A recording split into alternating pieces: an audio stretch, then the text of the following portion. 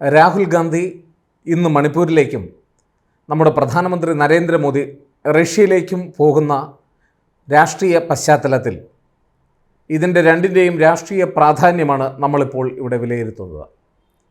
നമുക്കറിയാം, മണിപ്പൂർ വലിയ സംഘർഷത്തിലായിരുന്നു. ഏതാണ്ട് ഒരു വർഷം പിന്നിടുകയാണ്. 2023 മെയ് 3 തുടങ്ങിയ സംഘർഷം ഒട്ടേറെ ഘട്ടങ്ങളിലൂടെ കടന്നു പോവുകയും 200-ലധികം ആളുകളുടെ ജീവൻ നഷ്ടപ്പെടുകയും 1200-1300-ലധികം കേസുകൾ FIR രജിസ്റ്റർ ചെയ്യപ്പെടുകയും സംഘർഷബാധിത പ്രദേശമായി തുടരുകയും ചെയ്യുന്ന മണിപ്പൂരിനെ സംബന്ധിച്ചിടത്തോളം രാഷ്ട്രീയ കോലാഹലങ്ങൾ ചെറുതൊന്നുമായിരുന്നില്ല. പ്രധാനമന്ത്രി വിഷയത്തിൽ പ്രതികരിക്കുന്നില്ല എന്നുള്ളതായിരുന്നു പ്രതിപക്ഷത്തിൻ്റെ ഏറ്റവും വലിയ ആരോപണം. ഇന്ത്യ മുന്നണിയും രാഹുൽ ഗാന്ധിയും തെരഞ്ഞെടുപ്പിൽ ഈ വിഷയം അതിവിദഗ്ധമായി ഭംഗിയായി ഉപയോഗിക്കുകയും ചെയ്തു. അതിൻ്റെ ഫലമായി മണിപ്പൂരിലുള്ള 2 ലോക്സഭാ സീറ്റും കോൺഗ്രസിന് ഉറപ്പിക്കുവാനും കഴിഞ്ഞു എന്നുള്ളതാണ് ഏറ്റവും ശ്രദ്ധേയമായ കാര്യം.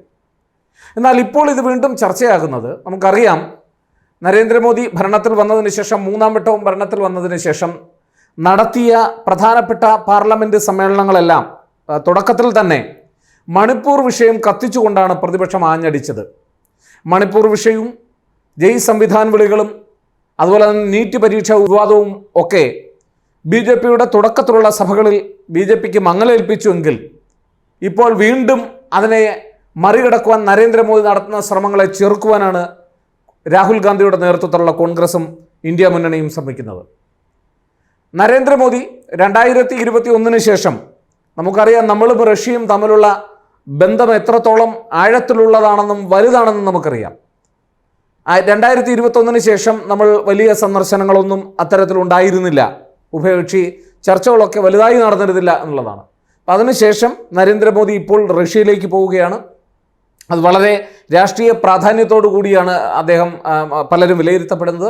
പ്രത്യേകിച്ച് ഉക്രൈൻ യുദ്ധത്തിൻ്റെയൊക്കെ അവസാന ഘട്ടത്തിൽ, അല്ലെങ്കിൽ അത് അവസാനിപ്പിച്ചത്, അല്ലെങ്കിൽ അത് ഈ തരത്തിൽ മാറിയതിന് പിന്നിൽ ഇന്ത്യക്കൊരു പങ്കുണ്ടെന്ന് നരേന്ദ്രമോദിയോട് താല്പര്യമുള്ള ആളുകൾ വിലയിരുത്തപ്പെടുന്നു. അപ്പോൾ എന്തായാലും ഇന്ത്യയെ സംബന്ധിച്ചിടത്തോളം ഇന്ത്യ റഷ്യ ബന്ധം വളരെ നിർണായകമാണ്. അതേസമയം തന്നെ അദ്ദേഹം ഓസ്ട്രേലിയയിലേക്ക് പോകുന്നുണ്ട്, അവിടെയുള്ള ഇന്ത്യക്കാരെ കാണുന്നുണ്ട്. ഈ സംഭവങ്ങളൊക്കെ 2-3 ദിവസങ്ങളായി നടക്കുകയാണ്. എന്നാൽ തന്ത്രപരമായി കോൺഗ്രസ് BJPയെ എതിർക്കുന്നതിന്, അല്ലെങ്കിൽ പാർലമെൻറ്റിൽ അവർ വളരെ വിഭിന്നമായി തങ്ങളുടെ സ്വരം ജനങ്ങൾ മധ്യത്തിൽ എത്തിക്കുന്നതിനും തങ്ങൾ ഉയർത്തുന്ന പ്രശ്നങ്ങൾ ജനങ്ങളുടെ മുന്നിൽ അവതരിപ്പിക്കുന്നതിന് വേണ്ടി മറ്റൊരു തന്ത്രമാണ് ആവിഷ്കരിക്കുന്നത്. ഇപ്പോൾ പൊതുവെ നടത്തുന്ന ഒരു ചർച്ച, രാഹുൽ ഗാന്ധി മണിപ്പൂരിലേക്ക് പോകുമ്പോൾ നരേന്ദ്രമോദി റഷ്യയിലേക്ക് പോകുന്നു എന്നുള്ളതാണ്. അവിടെ ജനങ്ങളുടെ ഉള്ളിൽ പ്രാദേശികമായ വിഷയങ്ങൾ കോൺഗ്രസ് അഡ്രസ്സ് ചെയ്യാൻ ശ്രമിക്കുന്നു, അല്ലെങ്കിൽ പ്രതിപക്ഷ കക്ഷികൾ അഡ്രസ്സ് ചെയ്യാൻ ശ്രമിക്കുന്നു എന്നുള്ള ഒരു വലിയ തോന്നലുണ്ടാക്കുവാൻ രാഹുൽ ഗാന്ധി ശ്രമിക്കുന്നു എന്നുള്ളതാണ്. ഒരർത്ഥത്തിൽ അത് ശരിയുമാണ്. കാരണം നരേന്ദ്രമോദി മണിപ്പൂർ വിഷയത്തിൽ വളരെയധികം തുടക്കത്തിൽ പ്രതികരിച്ചിരുന്നില്ല എന്നുള്ളതാണ് വാസ്തവം. പ്രതിപക്ഷത്തിൻ്റെ ശക്തമായ വിമർശനങ്ങളുണ്ടായി, ധാരാളം സന്ദർഭങ്ങൾ ഉണ്ടായിട്ടും നരേന്ദ്രമോദി അങ്ങോട്ട് പോയില്ല എന്നുള്ളത് തെരഞ്ഞെടുപ്പിൽ ആകെ ഒട്ടേറെ വിമർശിക്കപ്പെട്ടു. മണിപ്പൂരിലെ കോടതി മെയ്തി വിഭാഗങ്ങളെ പട്ടികവർഗത്തിൽ ഉൾപ്പെടുത്തണം എന്നുള്ള വിധി പ്രസ്താവിക്കുകയും സർക്കാരിന് നിർദ്ദേശം നൽകുകയും നടത്തിയതിൻ്റെ അടിസ്ഥാനത്തിൽ അവിടെയുള്ള മെയ്തി വിഭാഗവും കുക്കി വിഭാഗവും തമ്മിലുള്ള സംഘർഷമാണ് പിന്നീട് വലിയ തോതിൽ സംഘർഷത്തിലേക്ക് കലാശിക്കുകയും ധാരാളം ആളുകളുടെ മരണത്തിനിടയാക്കുകയും ചെയ്തത്.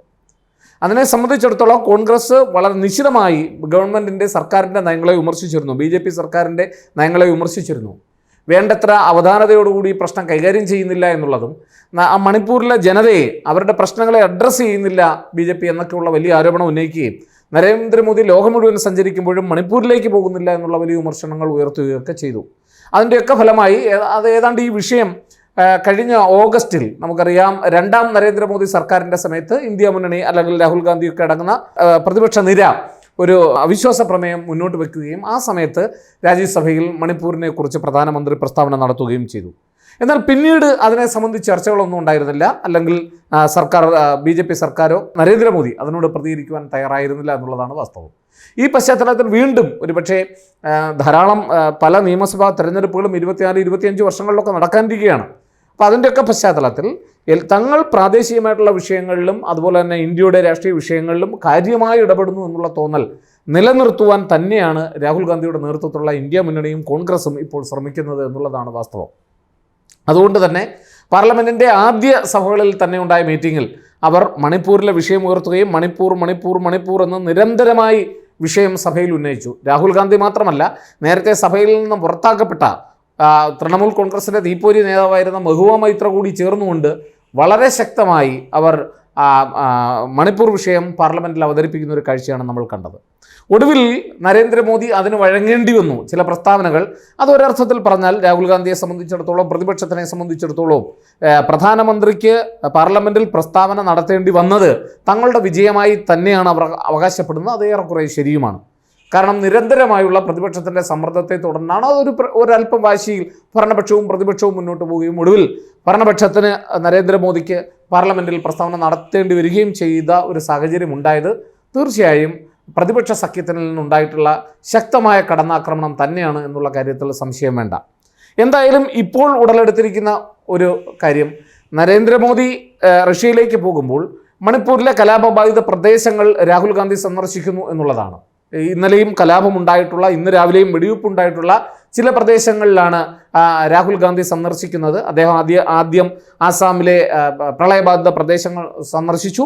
അവിടെ നിന്ന് ജിരിബാം പോലെയുള്ള പ്രദേശങ്ങളിലേക്കാണ്, കുക്കി മെയ്തി സംഘർഷം നിലനിൽക്കുന്ന ജിരിബാം പോലെയുള്ള പ്രദേശങ്ങളിലേക്കാണ് ഇന്ന് രാഹുൽ ഗാന്ധി സന്ദർശനം നടത്തുന്നത്. അവിടുത്തെ സ്കൂളുകൾ സന്ദർശിക്കുന്നു, അവിടുത്തെ അഭയാർത്ഥി ക്യാമ്പുകൾ സന്ദർശിക്കുന്നു. നമ്മൾ ആലോചിക്കണം, കഴിഞ്ഞ വർഷത്തെ പല റിപ്പോർട്ടുകളും അനുസരിച്ച് ദക്ഷിണേഷ്യയിൽ നടന്നിട്ടുള്ള ഏതാണ്ട് 69,000 പേരുള്ള അഭയാർത്ഥികളായി മാറുകയോ അല്ലെ പലായനം ചെയ്യപ്പെടുകയോ ഇത്തരത്തിലുള്ള പ്രശ്നങ്ങൾ നേരിടുകയോ ചെയ്ത 69,000 ആൾക്കാരിൽ ഏതാണ്ട് 67,000 പേരും മണിപ്പൂരിൽ നിന്നുള്ള അല്ലെങ്കിൽ മെയ്തി കുക്കി സംഘർഷങ്ങളിൽപ്പെട്ടവരാണ് എന്ന് നമ്മൾ മനസ്സിലാക്കുമ്പോഴാണ് ഈ വിഷയം എത്രത്തോളം തീവ്രതയോടെ നിൽക്കുന്നു എന്നുള്ളത് നമുക്ക് മനസ്സിലാകുന്നത്. അതായത് ഏതാണ്ട് 90% പേരും അല്ലെങ്കിൽ ഈ കലാപത്തിൽ ഇരയായിട്ടുള്ള, ഇത്തരത്തിലുള്ള സംഘർഷങ്ങളിൽ കലാപങ്ങളിൽ ഇരയാക്കപ്പെട്ടിട്ടുള്ള ദക്ഷിണേഷ്യയിലെ ഏതാണ്ട് 90% ജനതയും ഈ വരുന്ന മെയ്തി കുക്കി വിഭാഗങ്ങളിൽ നിന്നാണ് എന്നുള്ളത് നമ്മൾ മനസ്സിലാക്കണം. ഈ സംഘർഷവുമായി ബന്ധപ്പെട്ടതാണെന്ന് നമ്മൾ മനസ്സിലാക്കണം. അതുപോലെ തന്നെ ഇൻ്റർനാഷണൽ ഡിസ്പ്ലേസ്മെൻറ്റ് മോണിറ്ററിംഗ് സെൻറ്റർ അവരുടെ കണക്കനുസരിച്ച് ഏതാണ്ട് 97% പേരും, അതായത് ഈ ഡിസ്പ്ലേസ്മെൻറ്റിന് വിധേയമായിട്ടുള്ള അല്ലെങ്കിൽ കുടിയേറ്റക്കാരായി മാറിയിട്ടുള്ള ദക്ഷിണേഷ്യയിലെ 97% ജനതയും മണിപ്പൂരിൽ നിന്നുള്ളതാണ് എന്നാണ് ശരി. അപ്പോൾ ഇത്രയും വലിയൊരു പ്രശ്നം നിലനിൽക്കുമ്പോൾ തങ്ങൾ ആ പ്രശ്നത്തെ അഡ്രസ്സ് ചെയ്യുവാൻ നേരത്തെ രാഹുൽ ഗാന്ധി അവിടെ തെരഞ്ഞെടുപ്പിന് മുമ്പ് തന്നെ അവിടെ പോകാനൊക്കെ ശ്രമിച്ചിരുന്നു. ആ സമയത്ത് സുരക്ഷാ സേന രാഹുൽ ഗാന്ധിയെ തടയുകയും തിരിച്ചു വന്ന രാഹുൽ ഗാന്ധി അതിശക്തമായ നിശിതമായ പരാമർശങ്ങളാണ് കേന്ദ്ര സർക്കാരിനെതിരെ നടത്തിയിരുന്നത് എന്ന് നാം വിസ്മരിച്ചുകൂടാ. ഏതാണ്ട് 3-ാം തവണയാണ് ഇപ്പോൾ രാഹുൽ ഗാന്ധി മണിപ്പൂർ സന്ദർശിക്കുന്നത്. അത് കോൺഗ്രസ് ഉയർത്തിക്കാട്ടുന്നു. 3 തവണ രാഹുൽ ഗാന്ധി, പ്രതിപക്ഷ നേതാവായിരിക്കുന്ന ഇപ്പോഴത്തെ രാഹുൽ ഗാന്ധി മണിപ്പൂർ സന്ദർശിക്കുമ്പോൾ പ്രധാനമന്ത്രി നരേന്ദ്രമോദി ഈ പ്രശ്നങ്ങളൊന്നും ഇല്ലാതെ, ഈ പ്രശ്നങ്ങളൊന്നും മനസ്സിലാക്കാതെ അല്ലെങ്കിൽ ഈ പ്രശ്നത്തിൽ വേണ്ടത്ര നടപടികൾ എടുക്കാതെ അദ്ദേഹം റഷ്യയിലേക്ക് പോകുന്നു, ഓസ്ട്രേലിയയിലേക്ക് പോകുന്നു, ഇങ്ങനെയുള്ള വിമർശനമാണ് ഇപ്പോൾ കോൺഗ്രസ് പാർട്ടി ഉന്നയിക്കുന്നത്. അതേസമയം തന്നെ റഷ്യ ബന്ധം വളരെ പ്രധാനപ്പെട്ടതാണെന്നും അവിടെയുള്ള ഇന്ത്യൻ സമൂഹത്തെ കാണാനും ഇന്ത്യ റഷ്യ ബന്ധങ്ങൾ തമ്മിലുള്ള തന്ത്രപരമായ കാര്യങ്ങൾ സംസാരിക്കാനും വേണ്ടിയാണ് അദ്ദേഹം പോകുന്നതെന്നും അതുപോലെ തന്നെ വളരെ ഒരു ബാലനായിട്ടുള്ള രാഹുൽ ഗാന്ധി നടത്തുന്ന ഒരു ട്രാജഡി ടൂറിസമാണ് മണിപ്പൂരിലേക്കുള്ള സന്ദർശനം എന്നുമാണ് ഇപ്പോൾ BJP വൃത്തങ്ങൾ ഉന്നയിക്കുന്ന ആരോപണം. അപ്പോൾ ഇരുപക്ഷവും തിരിച്ചടിക്കുകയാണ്. എന്തായാലും ഇതിൽ നിന്ന് ആര് നേട്ടമുണ്ടാക്കും എന്നുള്ളതാണ് നമ്മൾ വിലയിരുത്തുന്നത്. പ്രാദേശികമായിട്ടുള്ള വികാരം കണക്കിലെടുക്കുമ്പോൾ തീർച്ചയായിട്ടും ഇപ്പോൾ പ്രത്യേകിച്ച് ഈ തെരഞ്ഞെടുപ്പിൻ്റെ പശ്ചാത്തലത്തിൽ ഒരു കാര്യം നമുക്ക് പറയാൻ കഴിയും. രാഹുൽ ഗാന്ധി നിരന്തരമായി ഇന്ത്യയിലെ ചില പ്രധാനപ്പെട്ട പ്രശ്നങ്ങളെ അഡ്രസ്സ് ചെയ്യുവാൻ അല്ലെങ്കിൽ അഭിസംബോധന ചെയ്യുവാൻ തൻ്റെ പ്രസംഗങ്ങളിലൂടെയും തൻ്റെ നീക്കങ്ങളിലൂടെയും ശ്രമിക്കുന്നു എന്നുള്ളത് വളരെ പ്രധാനപ്പെട്ടതാണ്. ഭാരത് ജോഡോ യാത്രയ്ക്ക് ശേഷം അദ്ദേഹം 2ാം യാത്രയായ ഭാരത് ജോഡോ ന്യായ യാത്ര നടത്തിയ സമയത്ത് അതും ആരംഭിക്കുന്നത് ഈ മണിപ്പൂരിൽ നിന്നാണ് എന്നുള്ള കാര്യം നാം വിസ്മരിച്ചുകൂടാ. അതുകൊണ്ട് വരും ദിവസങ്ങളിൽ മണിപ്പൂരിനെ ഒരു വലിയ വിഷയമായി നിർത്തിക്കൊണ്ട്, കാരണം അത് അത്ര പെട്ടെന്ന് പരിഹരിക്കപ്പെടുന്ന ഒരു വിഷയമല്ല, അതിനും BJP ശക്തമായി തിരിച്ചടിക്കുന്നുണ്ട്. കാരണം ഏതാണ്ട് 10 പ്രാവശ്യത്തോളം മണിപ്പൂരിൽ അടിയന്തരാവസ്ഥ പ്രഖ്യാപിച്ചത് തങ്ങളല്ലെന്നും അത് കോൺഗ്രസ് ഭരണകാലത്താണെന്നും യഥാർത്ഥത്തിൽ വിമർശിച്ചുകൊണ്ട് BJP ഇത് തിരിച്ചടിക്കുന്നുണ്ട്. അപ്പോൾ എന്തായാലും മണിപ്പൂർ വിഷയം വരാൻ പോകുന്ന തെരഞ്ഞെടുപ്പുകളിലെല്ലാം തന്നെ ഒരു വലിയ വിഷയമായി മാറാനും തീർച്ചയായിട്ടും അതിനെ അതേ തരത്തിൽ തന്നെ ഒരു തെരഞ്ഞെടുപ്പ് അജണ്ടയെ നിലനിർത്താനുമാണ് രാഹുൽ ഗാന്ധിയുടെ നേതൃത്വത്തിൽ ശ്രമിക്കുന്നത്. അദ്ദേഹത്തിൻ്റെ ഇപ്പോഴത്തെ മണിപ്പൂർ സന്ദർശനം തീർച്ചയായും രാഷ്ട്രീയപരമായി നോക്കുകയാണെങ്കിൽ ഈ രണ്ട് യാത്രകളും നോക്കിയാൽ ഏറെ പ്രാദേശികമായി നേട്ടമുണ്ടാക്കുക രാഹുൽ ഗാന്ധിക്കായിരിക്കുമെന്നുള്ള കാര്യത്തിൽ സംശയം വേണ്ട. കാരണം ഇന്ത്യ റഷ്യ ബന്ധത്തിൽ ഉണ്ടാകുന്ന മാറ്റത്തെക്കാൾ ഒരുപക്ഷെ സാധാരണ ജനങ്ങളുടെ ഇടയിൽ ഏറ്റവും കൂടുതൽ ചർച്ച ചെയ്യാൻ സാധ്യതയുള്ളത് മണിപ്പൂരിൻ്റെ കാര്യത്തിൽ എടുക്കുന്ന നിലപാടുകൾ തന്നെയായിരിക്കും. BJPക്ക് കഴിഞ്ഞ തെരഞ്ഞെടുപ്പിൽ അത് വ്യക്തമായതാണ്. കാരണം അവിടെയുള്ള സീറ്റുകളൊക്കെ അവർക്ക് മണിപ്പൂരിലെ 2 സീറ്റുകളും അവർ കോൺഗ്രസിനെ സമ്മാനിച്ചുകൊണ്ടാണ് മണിപ്പൂരി ജനത കടന്നുപോയത് എന്നുള്ള കാര്യം മറന്നുകൂടാ. അപ്പോൾ അതുകൊണ്ട് തന്നെ ഇനി വരാൻ പോകുന്ന ദിവസങ്ങളിൽ പ്രത്യേകിച്ച് വ്യക്തമായ ഭൂരിപക്ഷമില്ലാതെ കേവല ഭൂരിപക്ഷമില്ലാതെ സഖ്യമുന്നണികളുടെ സഹായത്തോടു കൂടി ഭരിക്കുന്ന BJPയെ സംബന്ധിച്ചിടത്തോളം ഇത്തരം കാര്യങ്ങൾ എടുക്കുന്ന തീരുമാനങ്ങൾ നിർണായകമാണ് എന്നുള്ളത് കൊണ്ട് തന്നെ കോൺഗ്രസ് പാർട്ടി തുടർച്ചയായി വിഷയം പാർലമെൻറ്റിൽ അവതരിപ്പിക്കുവാനുള്ള ശ്രമമാണ് കാണുന്നത്. ഏത് സമയവും ഇപ്പോൾ അമേരിക്കയുടെ ഹ്യൂമൻ റൈറ്റ്സ് കമ്മീഷൻ വരെ അവരുടെ റിപ്പോർട്ടുകൾ വരെ ഇപ്പോൾ ഇന്ത്യ ഇക്കാര്യത്തിലെടുത്ത നിലപാടുകളെ വിമർശിച്ചിരിക്കുകയാണ്. അപ്പോൾ അതുകൊണ്ട് തന്നെ തുടർച്ചയായി നമ്മുടെ സർക്കാർ ഇക്കാര്യത്തിലെടുക്കുന്ന തീരുമാനങ്ങൾ വളരെ പ്രധാനപ്പെട്ടതാണ്. അത് അന്തർദേശീയ രംഗത്ത് ഒരുപക്ഷെ നരേന്ദ്രമോദി ഇതിനെക്കുറിച്ച് തുടക്കത്തിൽ അവഗണിക്കാൻ ശ്രമിച്ചെങ്കിലും പിന്നീട് അദ്ദേഹത്തിന് പ്രസ്താവന നടത്തേണ്ടി വന്നത് പ്രതിപക്ഷം വിജയമായി കരുതുന്നു എന്ന് മാത്രമല്ല, അത് അന്തർദേശീയ രംഗത്ത് കൂടുതൽ ശ്രദ്ധയിലേക്ക് കൊണ്ടുവരുവാനും പ്രതിപക്ഷത്തിൻ്റെ ശ്രമങ്ങൾക്ക് കഴിഞ്ഞു എന്നുള്ളതാണ്. അതുകൊണ്ട് തന്നെ മണിപ്പൂർ പ്രശ്നത്തിൽ തീർച്ചയായിട്ടും മൈലേജ് നേടാൻ പോകുന്നത് കോൺഗ്രസ് പാർട്ടിയും അവരുടെ സഖ്യമുന്നണികളുമായിരിക്കും. അതിൽ തന്നെയാണ് അവരുടെ ശ്രദ്ധ. അതിനെ മറികടക്കുവാൻ അത്ര പെട്ടെന്ന് BJPക്ക് കഴിയും എന്ന് തോന്നുന്നില്ല. ചുരുക്കി പറഞ്ഞാൽ ഈ രാഷ്ട്രീയ സന്ദർശനങ്ങൾ രണ്ടുപേരുടേതും വിലയിരുത്തിയാൽ ഏറ്റവും കൂടുതൽ പ്രാദേശികമായ രാഷ്ട്രീയ നേട്ടം കോൺഗ്രസ് പാർട്ടിക്കും ഇന്ത്യ മുന്നണിക്കും രാഹുൽ ഗാന്ധിക്കുമായിരിക്കും എന്ന കാര്യത്തിൽ സംശയം വേണ്ട. ഒപ്പം അത് ഉയർത്തുന്ന വെല്ലുവിളികളെ അതിജീവിക്കുവാൻ BJPക്ക് ഒരുപക്ഷെ നന്നായി വിയർപ്പൊഴുക്കേണ്ടി വരും ദിവസങ്ങളിൽ എന്നുള്ളതാണ് വാസ്തവം.